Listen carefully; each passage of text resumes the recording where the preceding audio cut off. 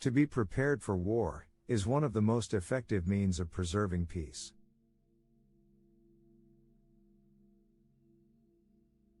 A bad war is fought with a good mind.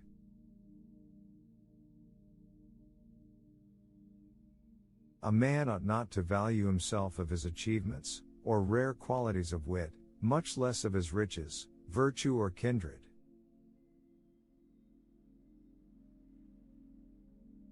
A sensible woman can never be happy with a fool.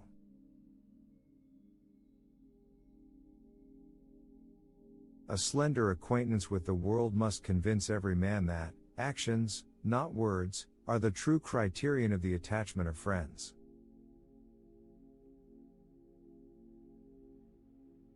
Arbitrary power is most easily established on the ruins of liberty abused to licentiousness.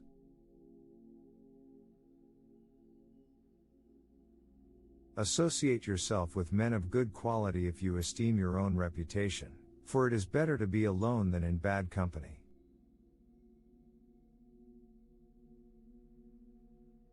Be not glad at the misfortune of another, though he may be your enemy.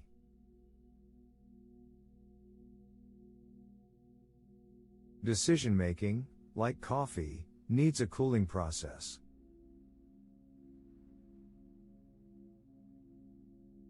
Discipline is the soul of an army. It makes small numbers formidable, procures success to the weak, and esteem to all.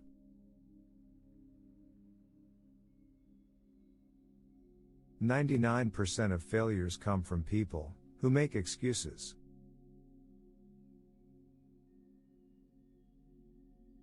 Do not suffer your good nature to say yes when you ought to say no. Remember that it is a public, not a private cause, that is to be injured or benefited by your choice.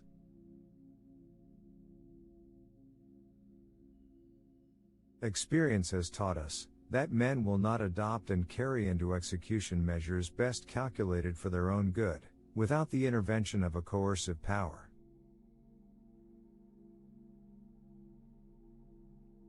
Experience teaches us that it is much easier to prevent an enemy from posting themselves, than it is to dislodge them after they have got possession.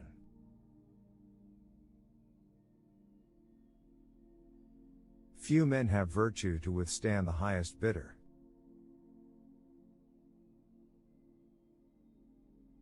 Guard against the impostures of pretended patriotism.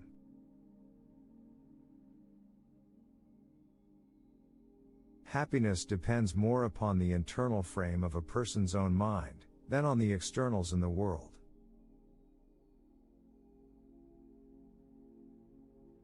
Harmony, liberal intercourse with all nations, are recommended by policy, humanity, and interest.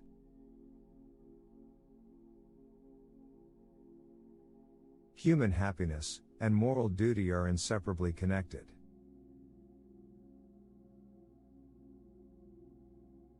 I conceive a knowledge of books is the basis upon which other knowledge is to be built.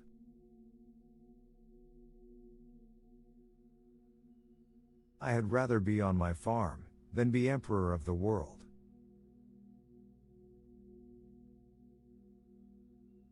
I hold the maxim no less applicable to public than to private affairs, that honesty is always the best policy.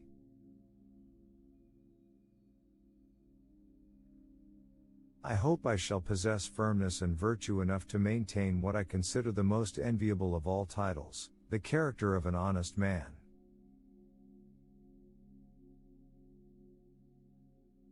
I'll die on my feet before I'll live on my knees. Often attributed to Washington, but cannot be confirmed.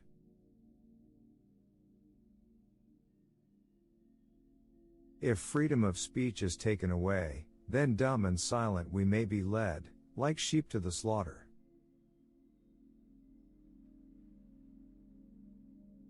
If the cause is advanced, indifferent is it to me where or in what quarter it happens.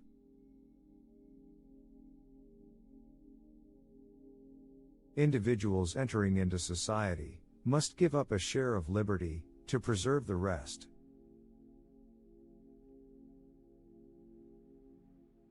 It is absolutely necessary for me to have persons that can think for me, as well as execute orders.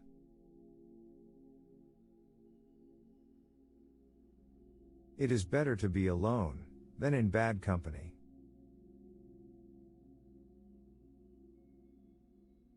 It is better to offer no excuse than a bad one.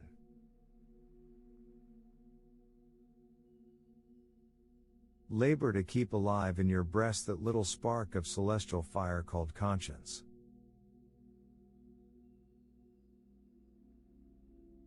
Let your heart feel for the afflictions and distress of everyone.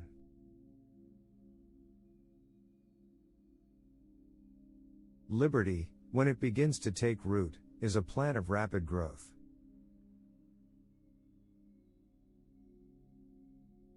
Make sure you are doing what God wants you to do, then do it with all your strength.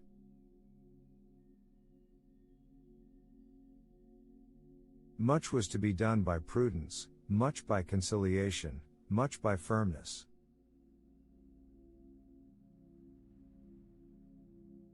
My mother was the most beautiful woman I ever saw.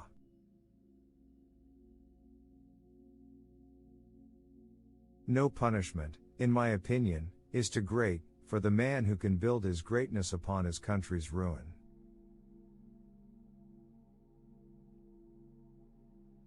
Paper money has had the effect in your state that it will ever have, to ruin commerce, oppress the honest, and open the door to every species of fraud and injustice.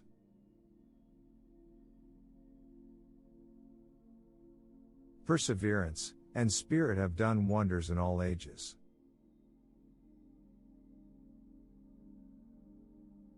Reason and experience both forbid us to expect that national morality can prevail in exclusion of religious principles.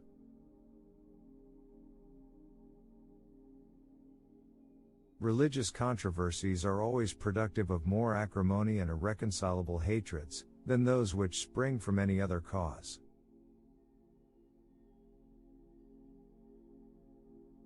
Someday, following the example of the United States of America, there will be a United States of Europe.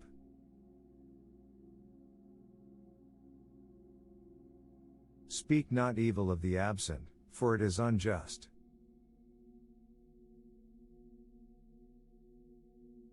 Strive not with your superiors in argument, but always submit your judgment to others with modesty.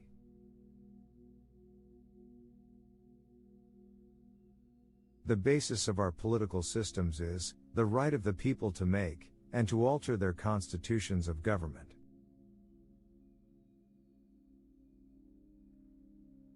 The great mass of our citizens require only to understand matters rightly, to form right decisions.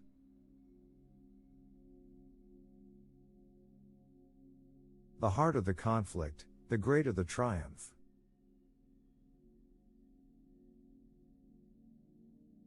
The time is near at hand which must determine whether Americans are to be free men or slaves.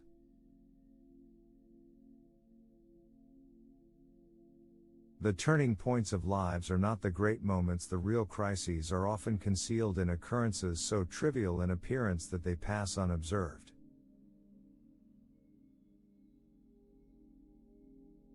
There is nothing so likely to produce peace as to be well prepared to meet the enemy.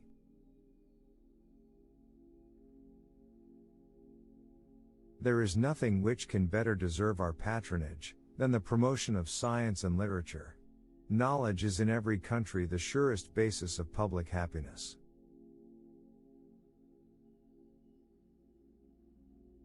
Those who have committed no faults want no pardon. We are only defending what we deem our indisputable rights.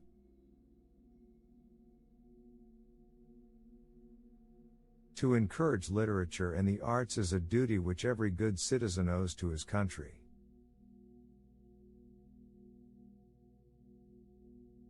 To persevere in one's duty, and be silent is the best answer to calumny.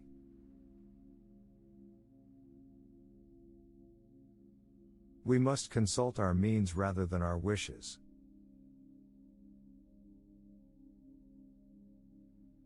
Where are our men of abilities?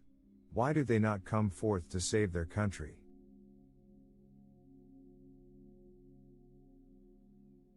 worry is the interest paid by those who borrow trouble.